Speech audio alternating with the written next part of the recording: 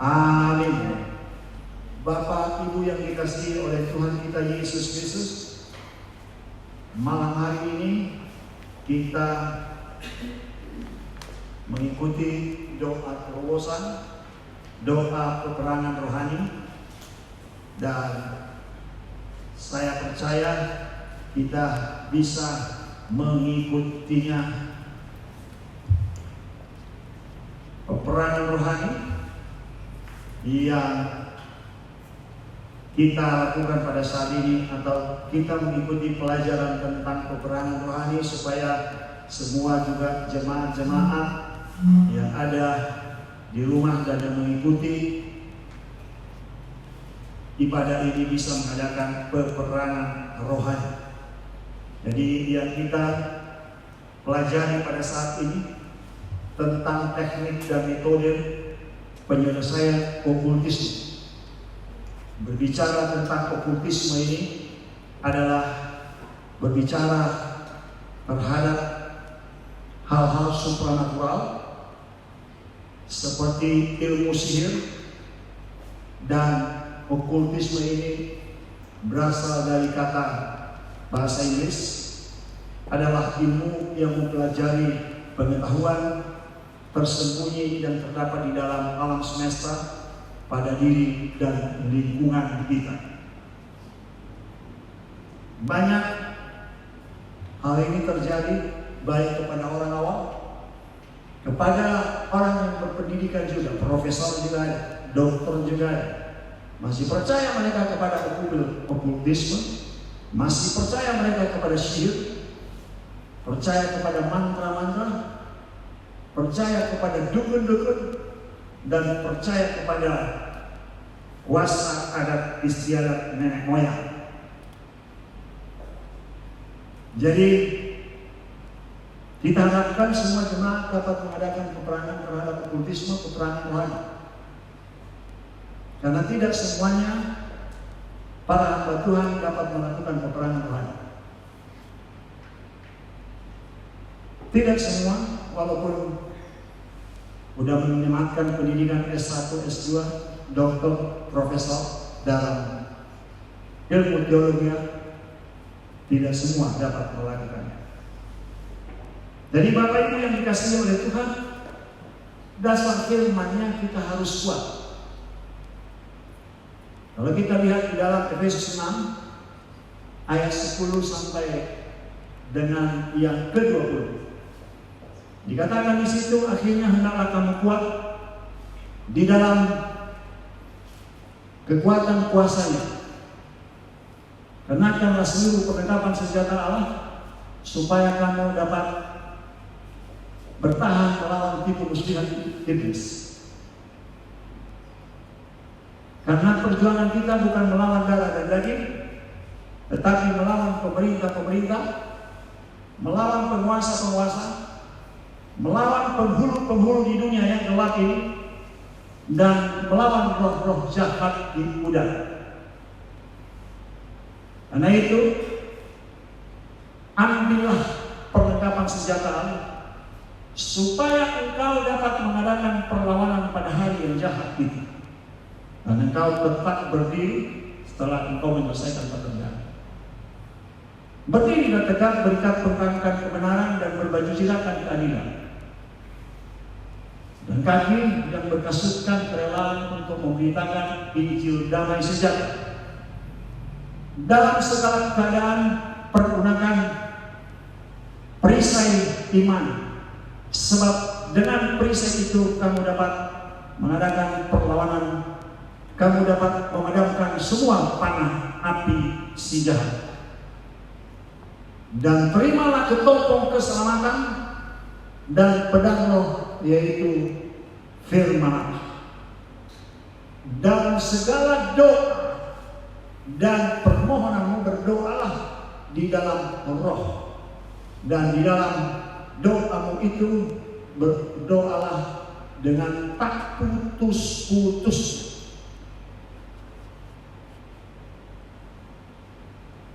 Dan dalam hal ini kita harus benar-benar kita mempersiapkan diri. Tanpa kita mempersiapkan diri kita untuk melakukan peperangan rohani atau peperangan terhadap okultisme ini, saudara tidak bisa menghadapinya. Karena yang kita hadapi itu Allah yang tidak kelihatan, yang tidak kelihatan oleh mata. Dia adalah roh, pemerintah-pemerintah, penguasa-penguasa, penghulu-penghulu di dunia yang gelap ini dan roh jahat ini. Sebab hanya dengan kekuatan Allah, kekuatan Allah itu diberikan kepada kita, kekuatan Allah dan kuasa Allah itu diberikan kepada kita. Sesuai dengan firman Tuhan itu di dalam Matius 10 ayat 1. Yesus memanggil murid-muridnya dan memberi kuasa kepada mereka untuk mengusir roh-roh jahat dan untuk melenyapkan segala kelemahan tubuh. Karena orang-orang yang percaya kepada okultisme itu, mereka kirimkan kuasa kegelapan kepada seseorang atau kepada suatu tempat atau lingkungan untuk menguasai daerah itu. Hanya kuasa Allah. Tanpa kuasa Allah, tanpa firman Allah, kita tidak bisa melakukan peperangan terhadap okultisme. Jadi persiapkan diri. Bagaimana kita mempersiapkan diri itu? Itu yang paling penting. Jadi kita mempersiapkan diri itu harus kita menghampiri Allah. Kita datang kepada Allah di dalam hadirat-Nya. Kita harus menyatu dengan Tuhan Yesus, menyatu dengan Roh Kudus. Kita benar-benar datang kepadanya supaya kita diisi oleh kuasa dari surga itu sesuai dengan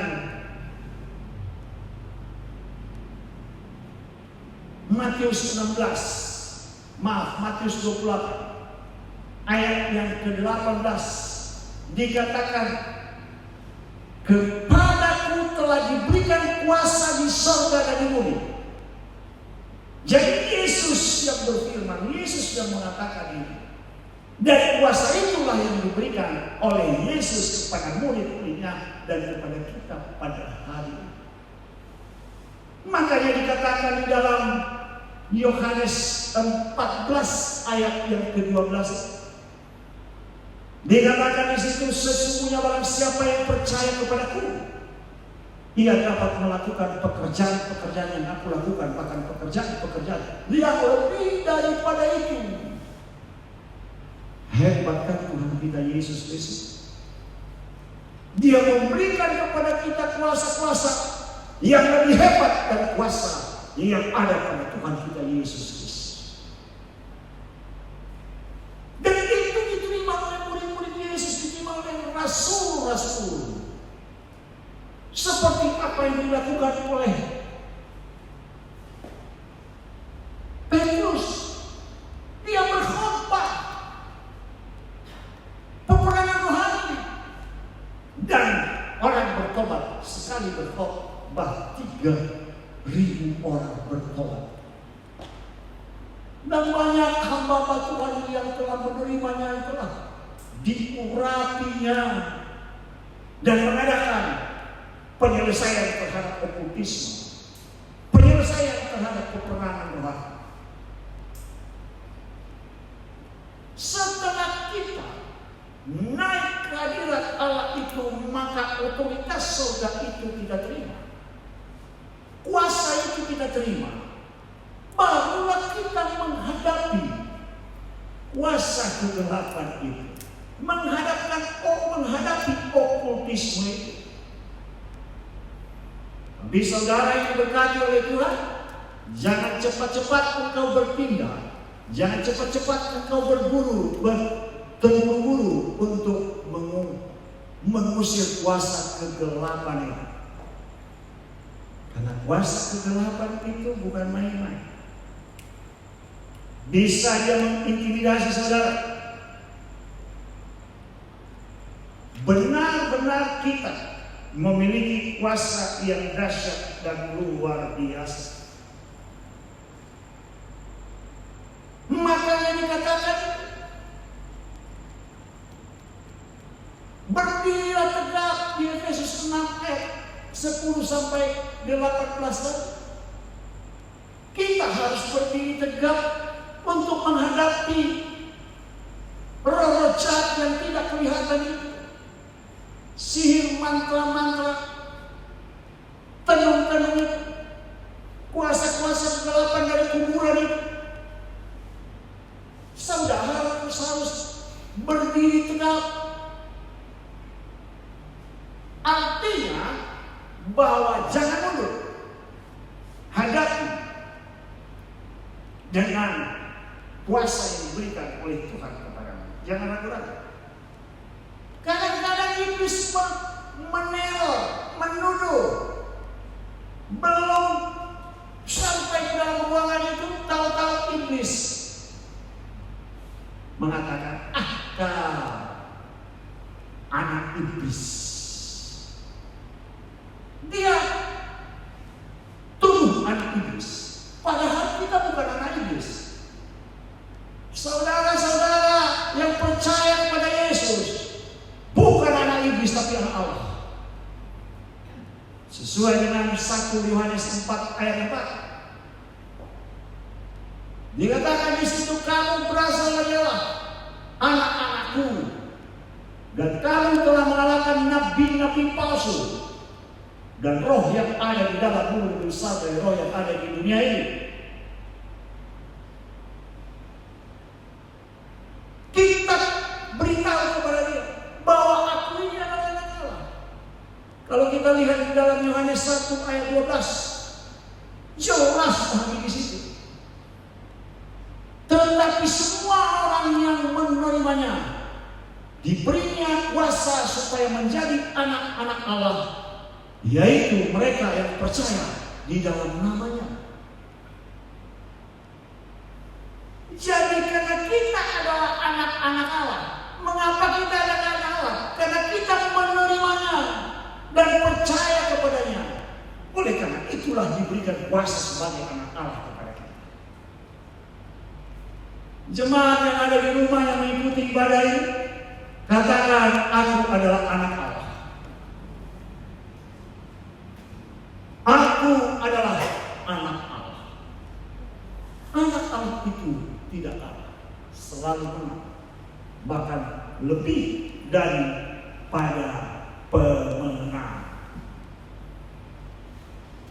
Jadi saudara yang berkati oleh Tuhan, yang pertama kali itu berdiri tegak, jangan mundur, hadapi dengan kuasa yang diberikan oleh Allah. Yaitu kuasanya berikat tinggalkan kebenaran. Kita harus benar di hadapan Tuhan. Berbicara tentang kebenaran, berbicara tentang Yesus Kristus. Kebenaran, akulah jalan, kebenaran dan hidup.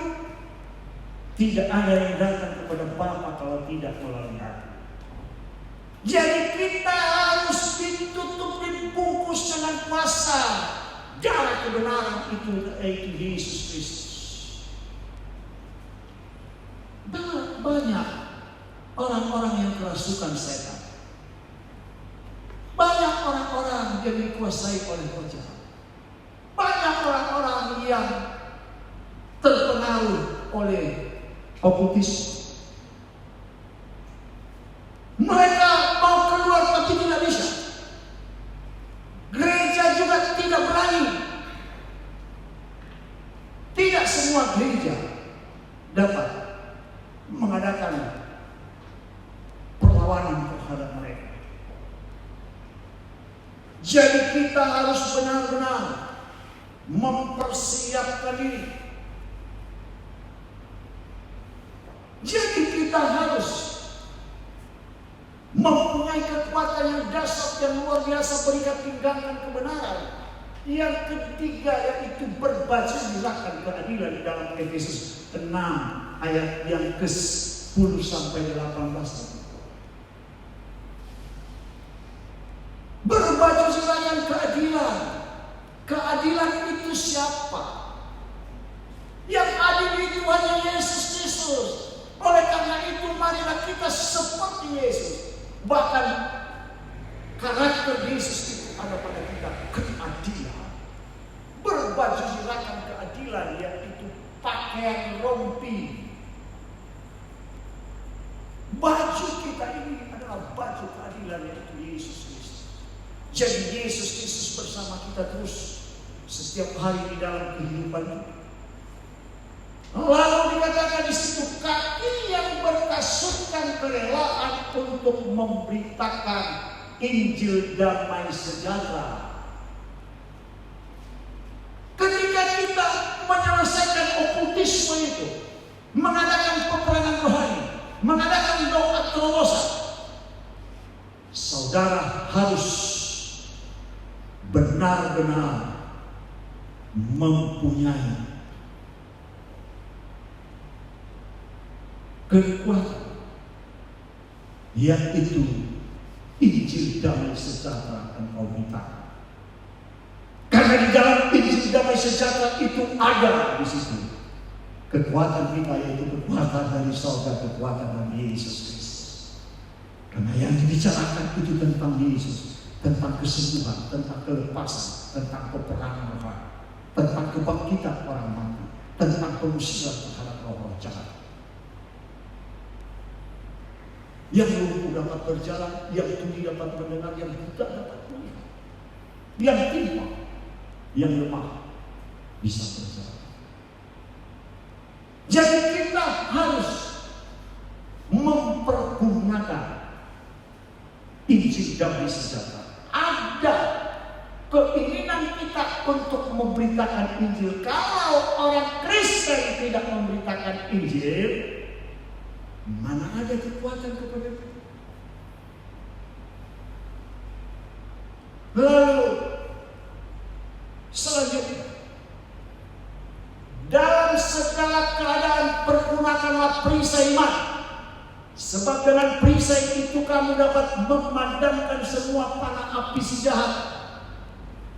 Untuk mempersiapkan diri kita ini, kita harus mempunyai iman untuk memadamkan api si jahat. Iman timbul dari pendengaran akan firman Tuhan. Makanya saudara harus banyak baca firman. Kalau tidak baca firman Tuhan dengan keras-keras dan tidak sering, bagaimana saudara dapat mengadakan peperangan rohani? Bagaimana saudara menyelesaikan okultisme? Di setiap budaya ada itu. Di budaya kami orang Nias ada, di Batak pasti ada, di Toraja ada, disimpan mayat bertahun-tahun, percaya kepada mayat. Saudara yang diberkati oleh Tuhan, kita harus sungguh-sungguh punya iman untuk memadamkan api si jahat. Selanjutnya, untuk kita mempersiapkan diri ini, kita harus menerima ketopong keselamatan.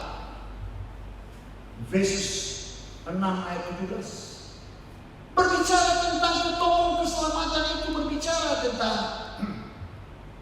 kopiah, berbicara tentang tunduk di atas kepala kita, berbicara tentang perlindungan dari kepala sampai di bawah telapak kaki kita, yaitu kita letakkan Tuhan kita Yesus Kristus. Junjungan kita yaitu Yesus Kristus di atas kepala kita.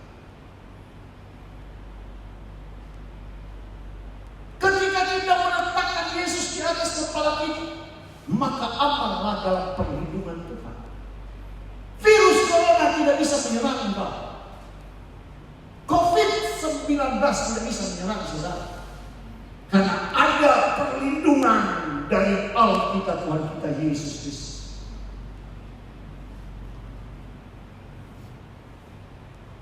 Dan kita menerima pedang roh yaitu firman Allah. Kita terima firman Allah itu. Firman Allah yang sudah disampaikan, firman Tuhan yang sudah disampaikan, itu tidak kembali dengan sia-sia. Terima itu, bukan diperdebatkan. Kalau firman Tuhan sudah mengatakan lakukan, persembahan persepuluhan bawa ke rumah Tuhan, ya lakukan. Jangan pikir-pikir, oh setahun sekali. Enggak. Ucapan syukur kita kepada Tuhan setiap hari, itulah pengucapan syukur kita. Jangan permasalahkan.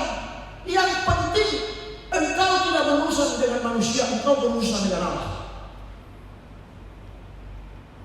Kalau ada yang mengatakan itu, oh sekali setahun, ya biar aja dilakukan, tapi jangan pengaruhi orang-orang untuk tidak melakukannya. Karena firman Tuhan bagi orang yang menyesatkan umat, maka lebih baik digantung di lehernya batu dan dia ditendang. Itulah bentuk iblis untuk engkau tidak taat kepada Tuhan, kepada Allah yang Maha Kuasa. Padahal engkau telah diciptakan segambar dan serupa dengan Allah. Dan memang Allah kita, Tuhan kita Yesus Kristus tidak memaksa engkau untuk melakukan firman-Nya. Dia menawarkan kepadamu dua, jikalau engkau melakukan, mendengarkan firman-Ku dengan sungguh-sungguh, maka engkau akan diberkati, engkau akan diselamatkan, engkau akan dipelihara. Baca nanti, karena tidak ada waktu kita untuk membacanya. Lihat itu di dalam Ulangan 28 ayat 1 sampai dengan 14. Bahkan dikatakan di situ, engkau tidak menjadi ekor tapi menjadi kepala. Engkau tidak turun tapi menjadi naik. Engkau tidak meminjam tapi memberi pinjaman. Dan kalau engkau tidak melakukan, tidak mau mendengarkan firman-Ku dengan sungguh-sungguh, maka kutuk-kutuk ini engkau akan terima. Nanti baca di Ulangan 28 ayat 15 sampai 46, begitu banyak itu. Saya mau sampaikan firman ini supaya engkau dapat mengadakan perlawanan terhadap roh jahat yang ada di dalam pikiranmu, yang ada di dalam benakmu. Karena itu pertama-tama yang diserang oleh iblis, yaitu pikiran manusia. Makanya firman Tuhan baca, jangan baru Kejadian sampai Yeskiel saudara baca. Engkau baca tentang silsilah-silsilah, lalu engkau mundur, lalu engkau berkoar-koar. Saudara yang diberkati, enggak perlu engkau melakukan itu, karena itu adalah sesat kalau kita tidak melakukan firman itu. Bapak Ibu yang dikasihi oleh Tuhan, kita harus mempersiapkan diri untuk menyelesaikan okultisme, untuk menyelesaikan peperangan rohani. Yang itu kita harus menerima firman Allah. Jangan engkau tolak firman Allah. Engkau tidak melakukannya, bahkan engkau hasut orang-orang, masuk di dalam medsos. Karena yang dikehendaki oleh Tuhan, Injilnya sampai ke ujung-ujung bumi. Lalu kesudahan itu datang. Bukan kabar bohong yang disampaikan, tapi kabar yang benar. Saudara yang diberkati, untuk kita mempersiapkan diri itu, yaitu kita harus berdoa, terus-menerus berdoa di dalam Roh. Artinya Roh Kuduslah yang menuntut kita untuk berdoa mengadakan peperangan rohani itu. Mulai dari persiapan sampai selesai nanti peperangan rohani itu. Memang hari ini kita tidak akan bisa selesaikan tentang bagaimana tentang pelajaran menghadapi okultisme ini. Mungkin 3-4 kali pertemuan kita baru tuntas. Baru dasarnya. Jadi kita harus berdoa, dipimpin oleh Roh Kudus. Bahkan dikatakan oleh Paulus, berdoa juga buat aku, buat kami, supaya perkataan yang keluar dari mulutku adalah perkataan yang benar. Juga untuk aku supaya kepadaku, jika aku membuka mulutku dikaruniakan perkataan yang benar, agar dengan kebenaran aku memberitakan rahasia Injil. Jadi Bapak Ibu yang ada di rumah, berdoa juga buat kami, hamba-hamba Tuhan, supaya kami dapat memberitakan Injil kebenaran. Jadi yang saya sampaikan ini Injil kebenaran, bukan menafsirkan. Enggak. Setelah kita mempersiapkan diri, maka apa yang harus kita persiapkan lagi, yaitu menjaga kesucian hidup, menjaga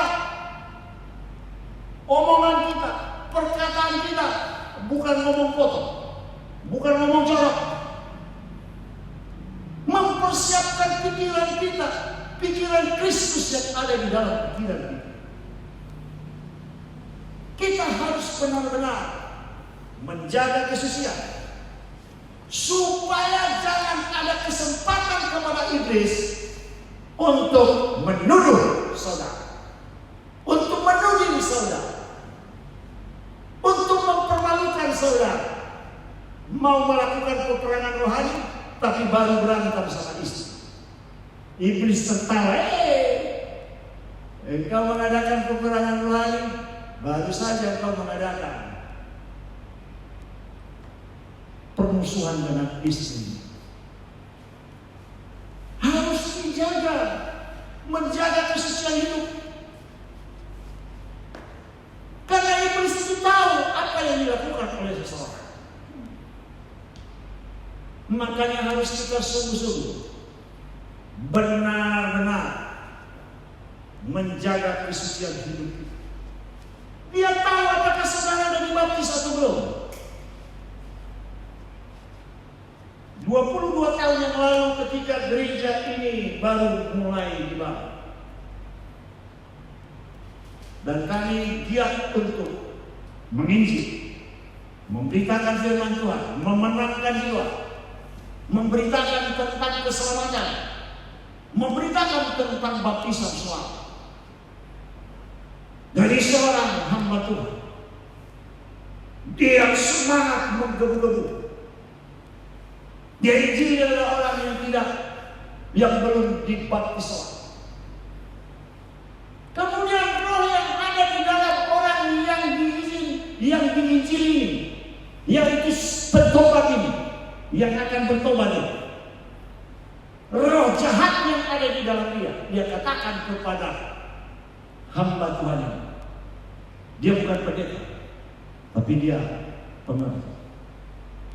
Dia katakan, kamu saja belum dibaptis, kau berani-berani memberitakan baptis. Beri dulu dirimu dibaptis, baru kau berkata baptis. Akhirnya bapak itu dibaptis. Roh jahat yang mau menyampaikan kepada dia bahwa kau belum dibaptis, enggak usah kau bicara baptis sebelum engkau dibaptis. Akhirnya bapak ini bertobat dan seisi rumahnya rumah tangganya bertobat. Dan satu dari anaknya sekarang, yaitu seorang hamba Tuhan, seorang pendeta yang dipakai oleh Tuhan. Jadi saudara yang diberkati oleh Tuhan, anak-anaknya sekarang melayani. Jadi iblis tahu, kalau kau tidak suci hidupmu, dia akan tahu dan dia akan beberkan kesalahanmu. Hai jemaat, jangan pintar menyampaikan firman Tuhan tapi engkau bukan pelaku firman. Sebelum engkau memberitakan firman Tuhan, jadilah pelaku firman. Biasanya kalau orang tidak memberikan perpuluhan itu, orang yang tidak pernah atau sekali-sekali memberikan perpuluhan.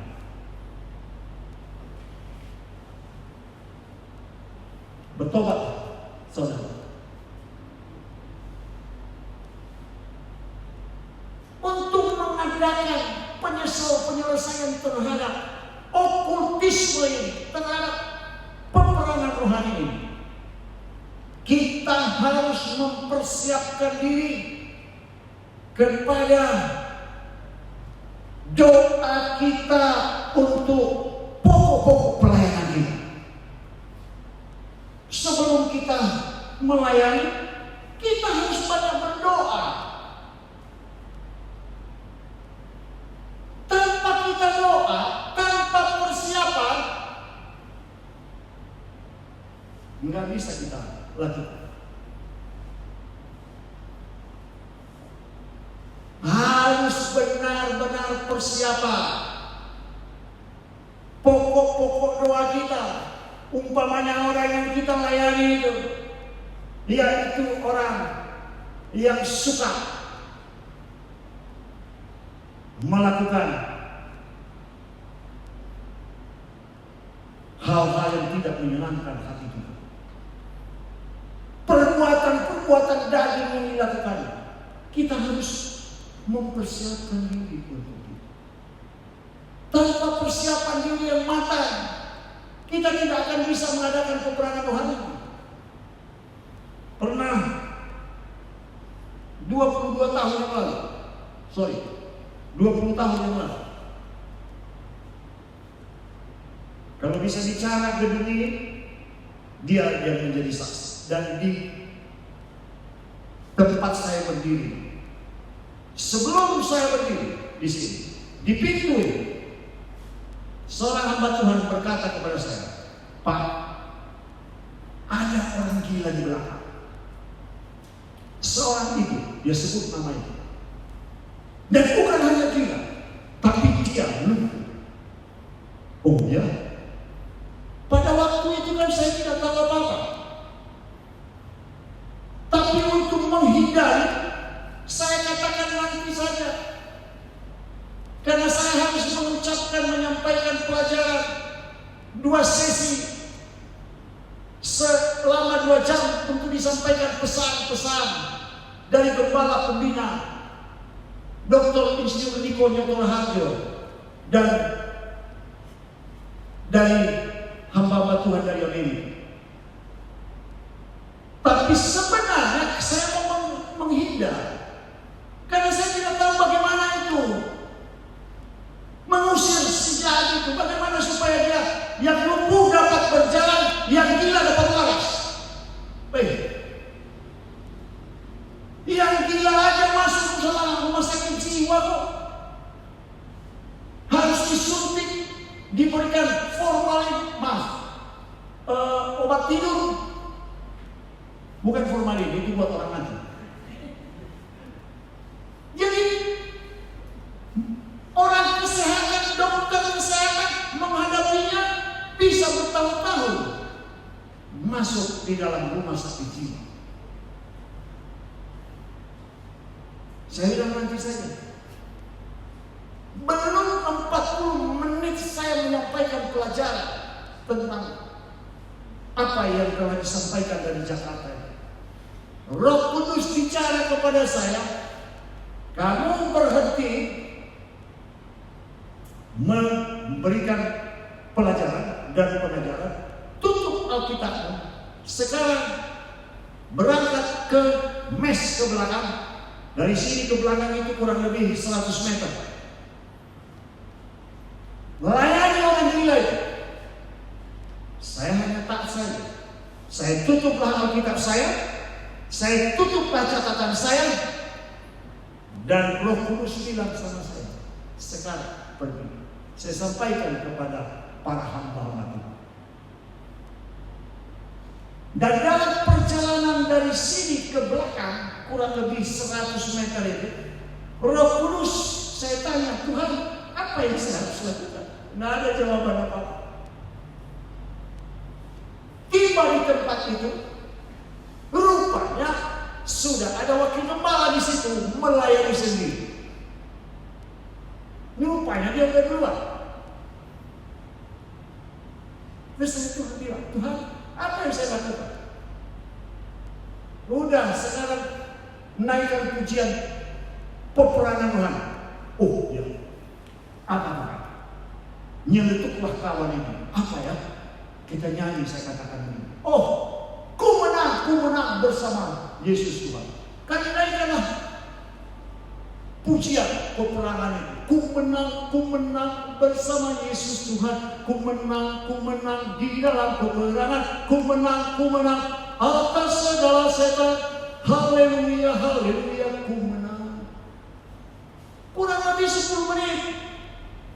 Capek nyanyi. Apalagi Tuhan nyanyiannya. Diingatkan lagi oleh Roh Kudus, dalam nama Yesus ada kemenangan. Kurang lebih setengah jam kami menaikkan pujian. Dan beberapa hamba Tuhan yang melayani. Gantian mereka berdoa. Karena Roh Kudus bilang sama saya untuk saya doakan. Lalu wakil gembala ini, dia capek. Dia bilang, aduh, sejak tadi malam kami mendoakan inang ini, tapi setannya gak keluar. Capek, besok saja. Terus ibu-ibu yang melayani 2 orang ini juga berhenti. Roh Kudus bicara sama saya, sekarang kamu turun. Kamu yang melayani sekarang. Wah, saya bilang, Tuhan, ayat firman-Nya ya, mana ayat Tuhan? Menyeletuklah seorang hamba Tuhan. Pakai firman ini. Apa yang kau ikat di bumi, terikat di surga. Apa yang kau lepaskan di bumi, terlepas di surga. Kuikatlah dia. Lalu diusir kuasa kegelapan itu. 10 menit. Dia bilang, aku benci malahnya. Saya roh kebencian keluar. Roh lumpuh keluar. Roh gila keluar. Lalu yang lumpuh dan gila ini tiba-tiba berdiri dan dia peluk saya. Bapak Hadefa ya? Saya bilang iya. Ibu Resto, sudah. Saya tidak gila lagi. Saya tidak lumpuh lagi. Oke. Jadi Roh Kudus menuntun. Mengapa? Karena kita harus persiapan. Pokok-pokok doa. Walaupun tadi saya menghina, tapi Tuhan tahu dia pakai gereja ini untuk banyak dimenangkan jiwa. Yang penting ada kemampuan kita. Saudara yang dikasihi oleh Tuhan, untuk menyelesaikan okultisme, untuk mengadakan peperangan rohani, harus menguasai firman. Kita harus menguasai firman, kita harus hafal firman. Enggak bisa sekali baca dan menghafal firman. Enggak. Sering-sering baca firman Tuhan dan hafal. Karena itu adalah senjata kita. Karena firman itu, karena Injil itu di dalam Roma 1 ayat 16. Dikatakan di situ, sebab aku mempunyai keyakinan yang kokoh dalam Injil. Karena Injil itu adalah kekuatan Allah yang menyelamatkan setiap orang percaya. Pertama-tama orang Yahudi, tetapi juga orang Yunani. Sebab di dalamnya nyata kebenaran Allah yang bertolak dari iman dan memimpin kepada iman. Seperti ada tertulis, orang benar akan hidup oleh iman. Jadi Injil, firman itu adalah kekuatan Allah. Makanya kita harus hafal firman itu. Itulah kekuatan Allah, itulah kekuatan kita. Ketika kita menyebut firman Allah itu, maka iblis itu pergi. Karena pada mulanya adalah firman, dan firman itu bersama-sama dengan Allah, dan firman itu adalah Allah. Di dalam Yohanes 1 ayat yang pertama, dan firman itulah yang telah menjadi manusia, yaitu ayat yang ke-12. Yohanes 1 ayat yang ke-12. Firman itu telah menjadi manusia dan dia di antara kita. Ia telah melihat kemuliaannya, yaitu kemuliaan yang diberikan kepadanya sebagai anak tunggal Bapa, penuh kasih karunia dan kebenaran. Jadi firman itulah yang telah menjadi daging, telah jadi manusia. Ketika kita mengucapkan firman Tuhan, maka Allah ada di situ. Firman ada di situ, yaitu Yesus Kristus. Jadi kita harus hafal firman. Makanya Bapak Ibu yang dikasihi oleh Tuhan, yang berada di rumah dan yang berada di dalam gereja ini, baca firman. Tanpa kita membaca firman, tanpa hafal firman Tuhan, kita tidak bisa mengadakan peperangan rohani.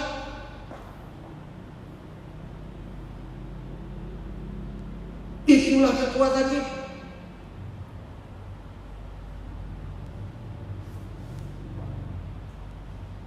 Yang selanjutnya, percaya ini. Jangan ragu-ragu. Saudara harus percaya diri bahwa engkau dapat mengadakan peperangan rohani dengan perlengkapan senjata Allah yang saudara terima, dengan kekuatan penuh dari surga menyertai engkau, dengan bala tentara kerajaan surga menyertai engkau. Roh Kudus menyertai engkau. Roh Kudus yang menuntun engkau untuk mengadakan peperangan rohani. Makanya kita harus percaya diri. Tapi banyak hamba Tuhan atau pendeta tidak percaya diri, ragu-ragu. Tahu ragu-ragu? Ragu-ragu itu tidak berani menegur. Katakanlah itu. Dia tahu bahwa Bapak itu punya okultisme, masih berdukun, masih bersihir. Bahkan sebelum dia melayani, minum tuak dulu atau minum brandy. Dia mau membaca firman Tuhan. Dia bilang, sebentar ya, biar saya panaskan dulu diri saya supaya saya berani nanti untuk baca firman Tuhan. Firman Tuhan, glok. Brandy satu slok. Dia bilang, baru saya mempunyai keberanian. Lah, mempunyai keberanian baca firman Tuhan pakai brandy, itu bukan dari Tuhan, tapi itu dari iblis. Tidak pernah ada dalam Alkitab mengatakan sebelum engkau baca ayat firman di atas mimbar, minum dulu tuak dan brandy. Itu namanya mengandalkan brandy, mengandalkan setan. Itulah musuhmu. Tidak berani hamba Tuhan untuk menegur. tapi dia tidak tegur. Termasuk itu. Mengapa? Karena firman sudah ada kok. Tidak tahukah kamu bahwa tubuhmu adalah baik Allah, baik Roh Kudus yang berasal dari Allah? Barang siapa membinasakan baik Allah, Allah membinasakan dia. Baik Allah adalah kudus dan baik Allah adalah kamu. Baik Allah adalah jemaat. Udah tahu brandy merusak tubuhmu, masih juga engkau hidup. Jadi kita harus percaya diri untuk menegur. Bahkan kalau perlu singkirkan dia. Kamu bertobat dulu. Karena memang ayat firman ada. Hanya orang-orang benar yang melayani.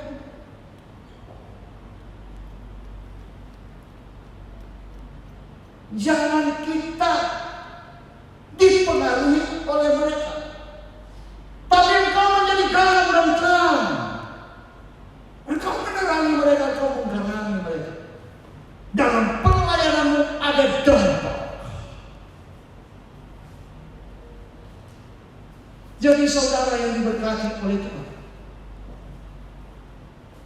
makanya kita harus punya firman dan ada di dalam darah daging kita firman Tuhan itu.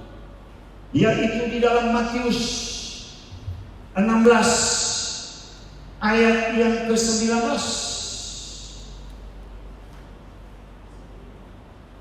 Kepadamu akan kuberikan kunci kerajaan sorga. Apa yang kau ikat di dunia akan terikat di sorga, dan apa yang kau lepaskan di dunia ini akan terlepas di sorga. Jadi roh jahat yang ada di dalam pekerja atau hamba Tuhan atau jemaat itu, engkau ikat itu. Karena kepadamu telah diberikan kunci oleh Tuhan Yesus Kristus.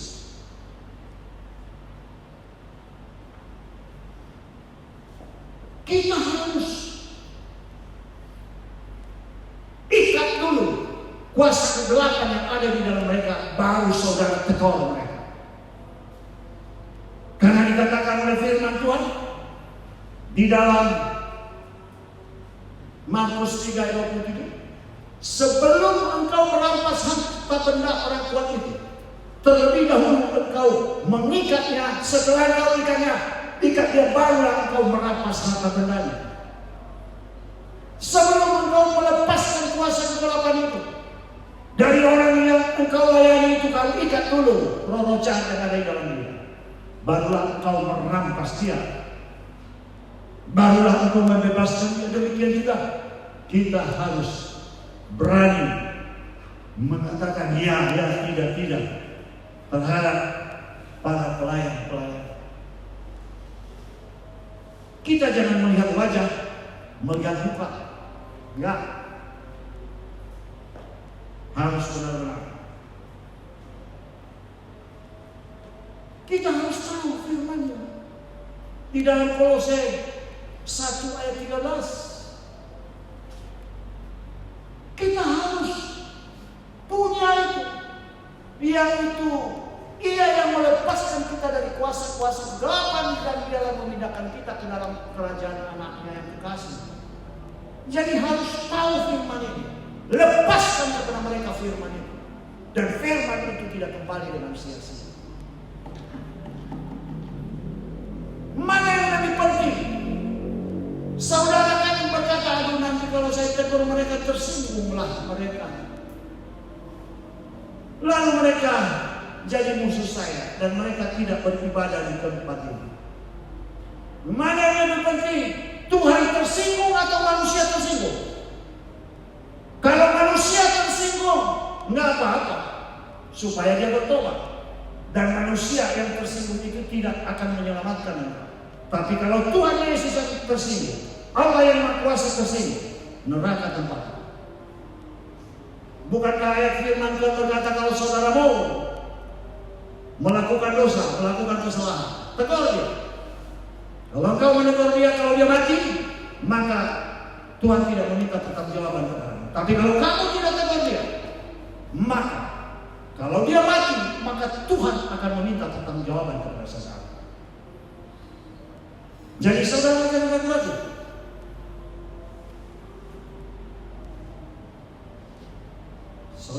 harus benar-benar mempersiapkan diri. Jangan lihat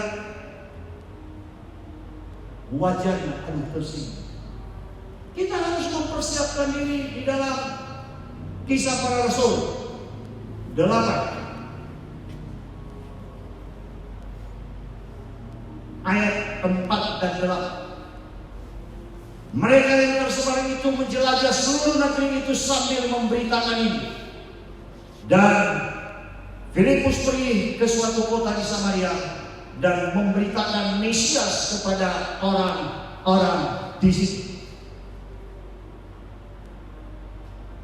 Ketika orang banyak itu mendengar pemberitaan Filipus dan melihat tanda-tanda yang diadakannya, mereka semua dengan bulat hati menerima apa yang diperintahkannya.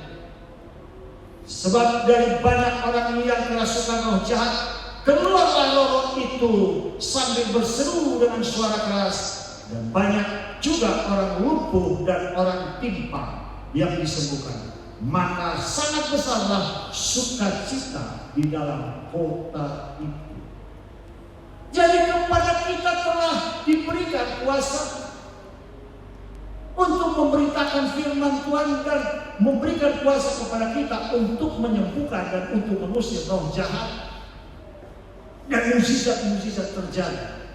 Dan orang berkata, luar biasa. Siapa yang luar biasa? Dia itu Tuhan kita Yesus Kristus. Sukacita terjadi di dalam kota.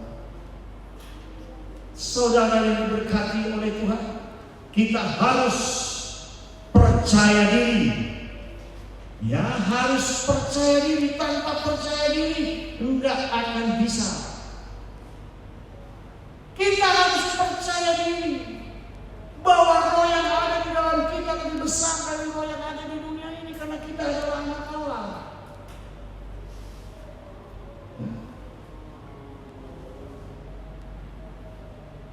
Kita percaya diri, percaya kepada firman Tuhan di dalam Bilangan 23 ayat yang ke-23. Ya, dikatakan di situ, sebab tidak ada mantra yang mempan terhadap Yakub ataupun tenungan yang mempan terhadap Israel. Pada waktunya akan dikatakan kepada Yakub, begitu juga kepada Israel, keajaiban yang diperbuat Allah. Jadi jangan takut kepada mereka yang punya ilmu sihir, jimat, mantra di dalam pelayanan saudara, karena engkau tahu mereka punya mantra-mantra, tapi engkau tidak berani menegur mereka. Harus engkau berani menegur mereka, karena mantra yang mereka lepaskan tidak akan mengenai saudara. Bahkan mereka terkejut ketika mereka melihat banyak yang sembuh dan roh-roh jahat pergi. Jangan berkata bahwa iblis menyerang saudara. Kalau saudara ragu-ragu dengan berkata nanti ada serangan balik, berarti engkau tidak percaya kepada Yesus. Bukankah Yesus telah berkata, kepadaku telah diberikan kuasa, ya, kepadaku telah diberikan kuasa oleh Tuhan untuk menginjak ulang dan kalajengking dan menahan kekuatan musuh, dan tidak membahayakan aku. Di dalam Lukas 10 ayat 19. Jadi jangan takut. Gereja harus berani.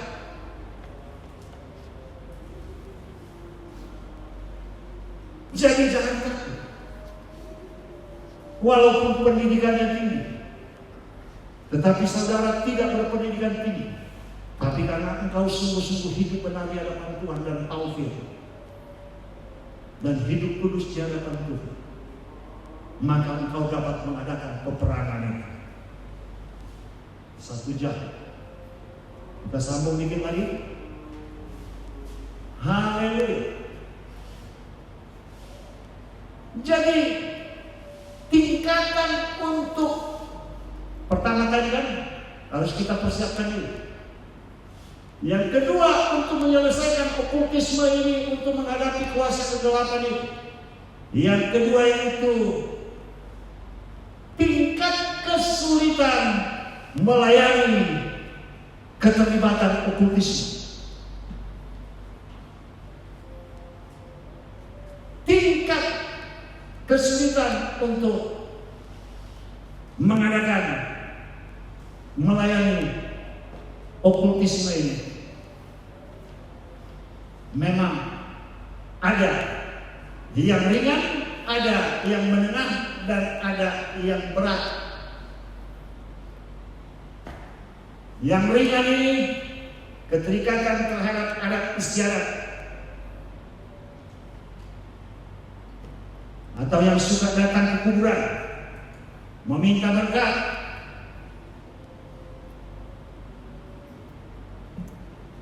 Itu ringan. Kita sampaikan kepada mereka tentang firman Tuhan, dan kita sampaikan kepada mereka apa yang telah dikatakan oleh Tuhan kita Yesus Kristus di dalam kitab Markus 7 ayat yang ke-6 sampai dengan 9. Jawab Yesus kepada mereka, benarlah nubuat Yesaya tentang kamu, hai orang-orang munafik, sebab ada tertulis, bangsa ini memuliakan aku dengan bibirnya, padahal hatinya jauh daripadaku. Percuma mereka beribadah kepadaku, sedangkan ajaran yang mereka ajarkan ialah perintah manusia. Perintah Allah kamu mereka untuk berpegang pada adat istiadat manusia. Yesus berkata pula kepada mereka, sungguh pandai kamu mengesampingkan perintah Allah supaya kamu dapat memelihara adat istiadatmu sendiri. Orang pintar berbicara tentang adat istiadat, berhari-hari mereka beradat-adat. Mulut mereka memanggil-manggil nama Tuhan. Puji Tuhan, Yesus menyertai kita. Tapi yang dilakukan yaitu kehendak nenek moyang saat sudah pulang menjadi debu dan tanah. Yang dilakukan itu adalah pekerjaan roh jahat. Makanya kutub-kutub adat istiadat itu tidak sedikit. Ada yang gila, ada yang buta. Banyak yang saya layani karena kutub adat istiadat itu ringan.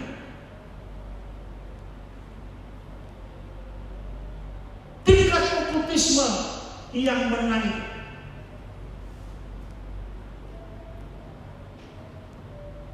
yaitu seseorang dibawa ke dukun, menerima jimat, susuk, ditaruh benda-benda haram di dalam tubuh jiwa. Katakanlah itu jadi pemanis, supaya laris, supaya rezeki ada. Itu tingkat okultisme, keterlibatan okultisme senang. Harus kita mempersiapkan diri untuk menghadapinya.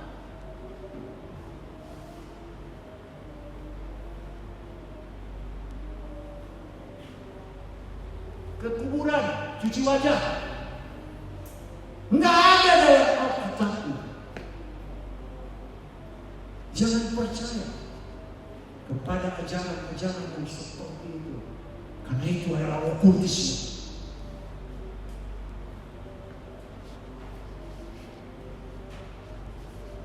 Keterlibatan okultisme yang lebih berat lagi. Sedang ringan berat. Kalau orang itu sudah menjadi dukun, sudah jadi penyihir yang membuat mantra-mantra, itu agak berat. Tetapi bagi Tuhan tidak ada mustahil. Kita layani dengan persiapan yang matang. Nanti kalau kita melayani orang yang seperti itu, kadang-kadang mereka dari mana lah mulai ini Pak ya? Ceritanya ini, dari mana lah itu mulai ini? Berbelit-belit dia. Dia bercerita tentang kehebatannya. Dia bercerita bagaimana roh jahat itu datang bersama dengan dia. Tapi sebelum engkau mendengarkan celotehannya itu, ceritanya itu, sebelum kita mulai aktivitas kita ini semua, didahului dengan doa, menutup bungkus dengan kuasa darah Yesus. Itu yang pertama. Dimulai dari awal tadi. Makanya kita perlu berdoa. Sebelum kita mendengarkan ini, kita harus berdoa. Supaya kita dilindungi oleh Yesus Kristus. Dilindungi oleh malaikat-malaikat. Dan aman dalam perlindungan. Sehingga celotehan itu, ceritanya itu sampah semua. Tetapi bilang kepada itu kuasa Tuhan. Patahkan dan pakai ayat firman. Makanya perlu kita baca dan hafal firman itu. Kalau kita tidak baca dan hafal firman Tuhan, maka iblis akan membelokkan firman. Karena iblis tahu firman. Dia berasal dari surga, pemuji penyembah Tuhan, namanya Lucifer, dan dilemparkan ke bumi. Masih ingatkah saudara? Ketika Yesus dia bawa ke surga, Yesus dia bawa ke bumbungan bait Allah, dia katakan, jatuhkanlah dirimu. Ada tertulis, malaikat-malaikat akan menatang engkau dan kakimu tidak terangkat ke bumi. Yaitu di dalam Mazmur 91 ayat 11 dan 12. Sebab malaikat-malaikatnya akan diperintahkannya kepadamu untuk menjaga engkau di segala jalanmu. Mereka akan menatang engkau di atas tangannya supaya kakimu jangan terangkut kepada batu. Ayat firman itu betul. Enggak salah, tapi penggunaannya itulah yang salah. Dia suruh Yesus jatuhkan diri. Buat apa Yesus menjatuhkan diri? Itulah liciknya iblis itu. Makanya orang yang pintar adat di keluarga kami, pintar mereka beradat.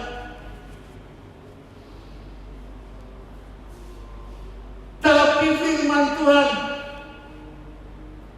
Big Zero, tidak mereka. Bisa dalam hal orang dikuburkan pun, iblis mengambil kesempatan itu dengan berkata pergi nanam bunga, dan waktu nanam bunga itu semua piring-piringnya, mangkoknya, sendoknya dikembalikan kepadanya supaya setan tidak datang ke rumah. Ya, enggak ada ayatnya itu. Tidak ada hubungan orang mati dengan orang hidup sesuai dengan Perkhotbah 9 ayat yang kelima.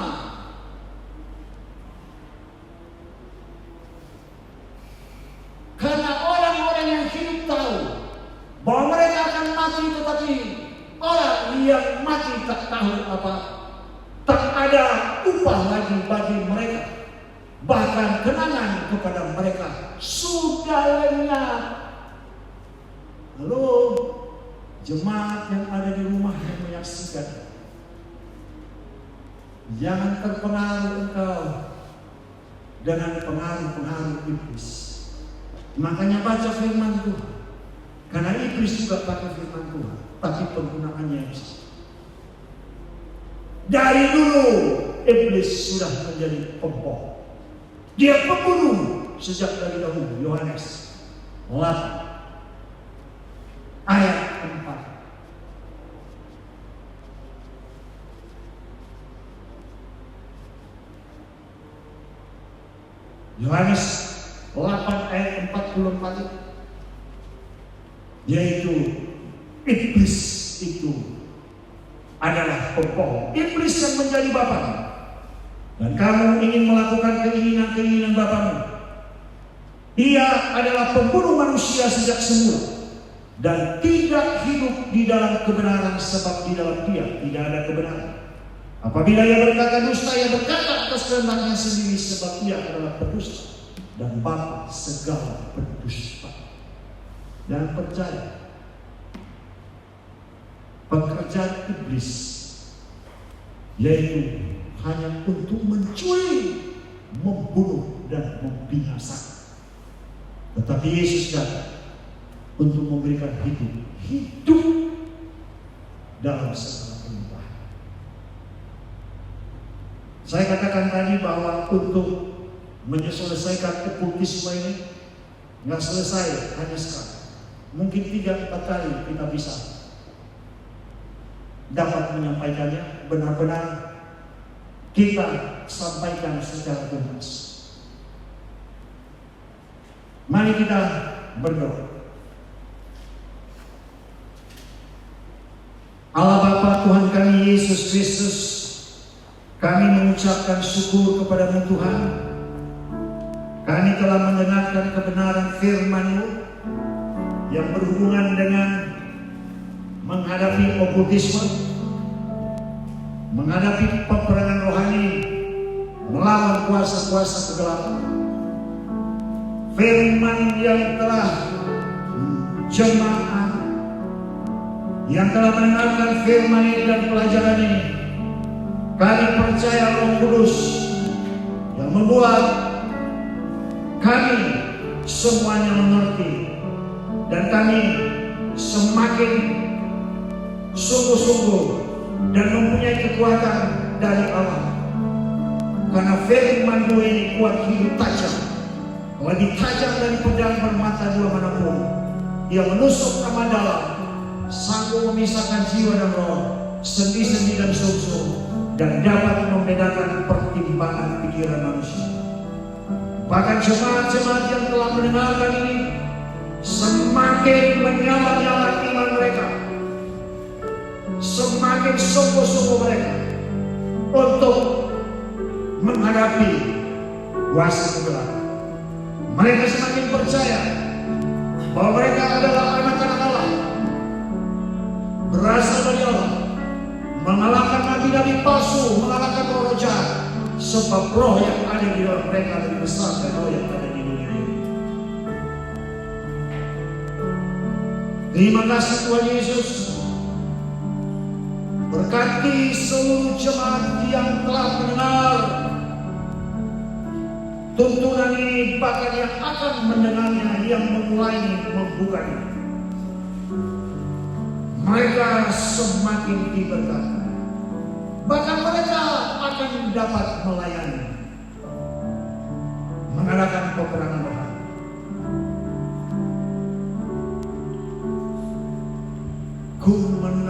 Ku menang bersama Yesus. Ku menang di dalam peperangan.